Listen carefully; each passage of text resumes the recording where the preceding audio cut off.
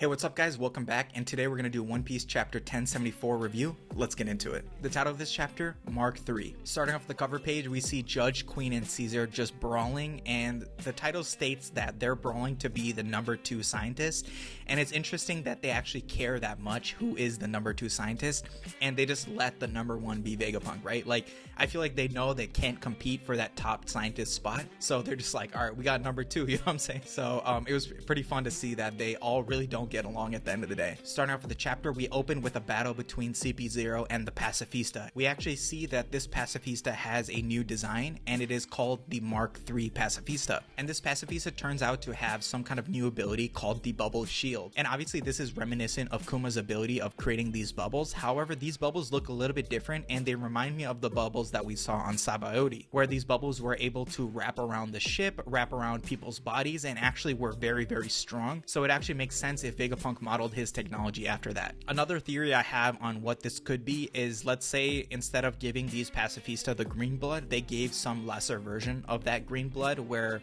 let's say Vegapunk came up with an earlier version of that green blood, which is cheaper to produce potentially, and they're able to just mass produce that at a large level for all the Pacifista. So that's definitely another option. So even though these new Pacifista have been introduced, I'm not sure how much they actually affect the power dynamic currently in the story. Right when we're introduced to these Pacifista, basically they're just fighting these fodder CP0 agents, whereas if you think about with the Seraphim, where were the Seraphim introduced? The first time we saw the Boa Hancock and Mihawk Seraphim, they were literally fighting against Blackbeard, right? So that definitely shows a difference in scale and importance of these types of characters. So I think at the end of the day, these Kuma Pacifista are just kind of going to be leg soldiers and just be there for manpower. And as we continue on, we see who sent out this Pacifista. It ended up being Sentomaru. And it looks like they have up to 50 Pacifista that they're going to send out. And Sentomaru made a clear command to them that the Pacifista are to help Straw Hat Luffy and Vegapunk escape the island. The only downside to this is that Sentomaru doesn't know that the Gorosei are on the way, and our boy Saturn will probably just override Sentomaru's command and basically put this Pacifista force against the Straw Hats. We then shift to the lab Stratum, where Luffy had been looking for Vegapunk and Bonnie and literally just couldn't find them at all. And it's hilarious that Shaka Vegapunk finally brings up to Luffy that, hey, I could see everything on the monitors, you didn't have to run anywhere, you know what I'm saying?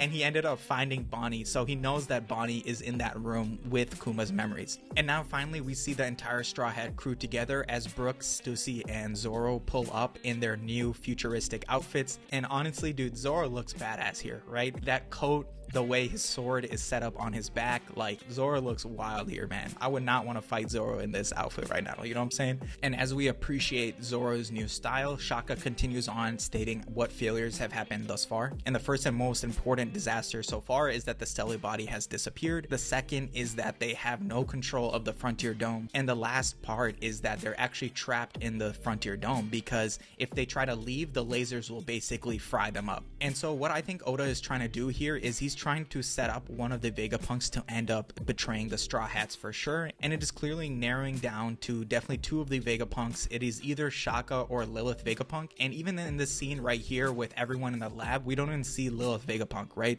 So she must be off looking for the Stella body, or she's the one that's been in charge of all of this and kind of creating this chaos. I definitely think that this will pay off soon, and I think potentially one of the Vegapunks actually kidnapped the Stella body and has hidden it, since the Stella body was just a little kid. Shaka then continues and states that they have lost some camera footage from the lab. This is due to the Seraphim attack from earlier, and potentially Vegapunk is hidden within one of these blind spots. This next part was hilarious, where the whole crew starts heading out and trying to look for the Stella body, and Zoro's even like, oh, let me go look for the Stella body as well. It's so funny when Sanji just points out, oh, so who's gonna look for you when you get lost, you know what I'm saying?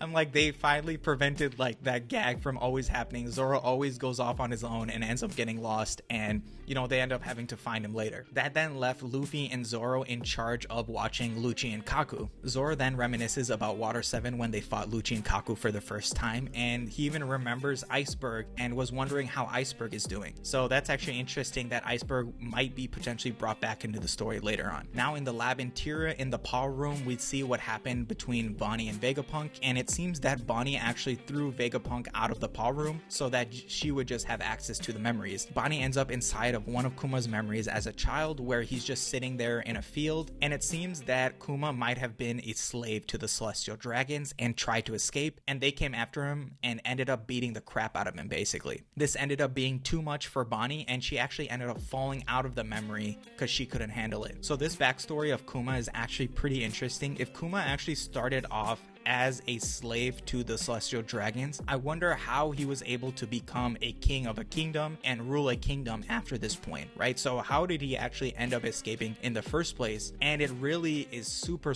tragic that he then loses his memories later in his life and ends up a slave once again. Like, I think Kuma has one of the most tragic backstories in the story so far, and we're definitely going to see more and more about this. After Bonnie gets pushed out of the memory, we check in with Pythagoras, and he's just looking around for the Stella body, and all of a sudden an explosion blows up that part of the lab. And so I wonder who was targeting Pythagoras, and maybe it's one of the Vegapunks targeting the other Vegapunks one at a time. And my best guess again is Shaka Vegapunk, but it definitely could be Lilith as well. And completely shifting gears, we check in with our boy Morgans, and Morgans is actually writing the story on this fight between the world government and the Straw Hat crew. And Morgans actually found out that the world government wants to assassinate Vegapunk, and he even sees the flaw in it, as Vegapunk is the smartest man in the world, and he's just like, oh man, why is the world government going after them again? It reminds him of Ohara. So instead of publishing that headline, Morgans decides to publish a better headline where Straw Hat actually kidnaps Vegapunk and is fighting against the world government. And Morgans states the headline, Emperor Straw Hat Luffy takes Vegapunk hostage. And Morgans even points out if he pushes out this headline,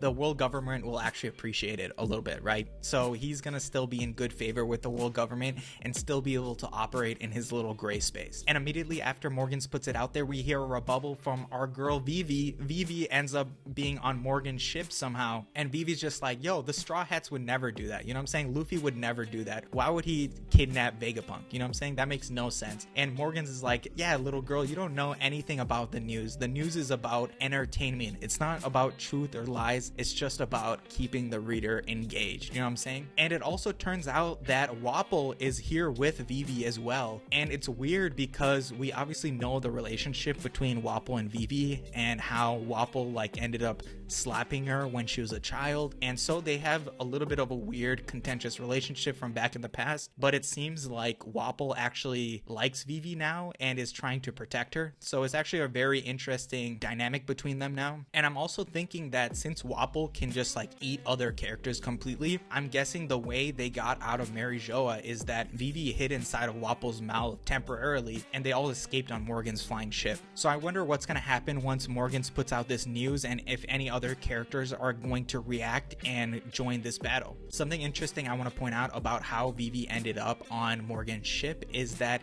in chapter 823 we actually hear from Igaram, and Igaram states, what if a great monstrous bird snatches you up and takes you away, right? So it's actually very interesting that Morgans ended up being the one to snatch Vivi up from Mary Joa and take her away, right? So it seems that whatever Igaram was stating to Vivi to try to protect her, obviously, was going to end up being played out into the story. So some other things that Igaram says after this is that, what if a sniper has his wicked sights set upon you? Obviously this is referring to some sniper, so it's potentially Usopp or Van Augur are the only two snipers I can honestly think of that would go after Vivi or even put their sights on Vivi is my guess, and I don't know why Usopp would anyway. So potentially this is a foreshadowing for a fight between the Blackbeard pirates and Vivi being involved in some way. And the last thing Igaram says after that is, what if a meteor ends up falling on your head? And I think that is also foreshadowing for obviously Fujitora, who can pull meteors from space. It'll actually be very interesting if Oda actually follows the order that Igaram stated these in. So potentially the next battle will be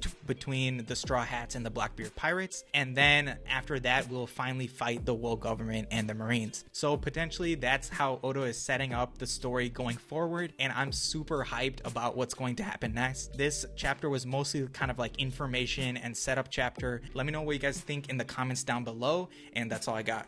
Deuces.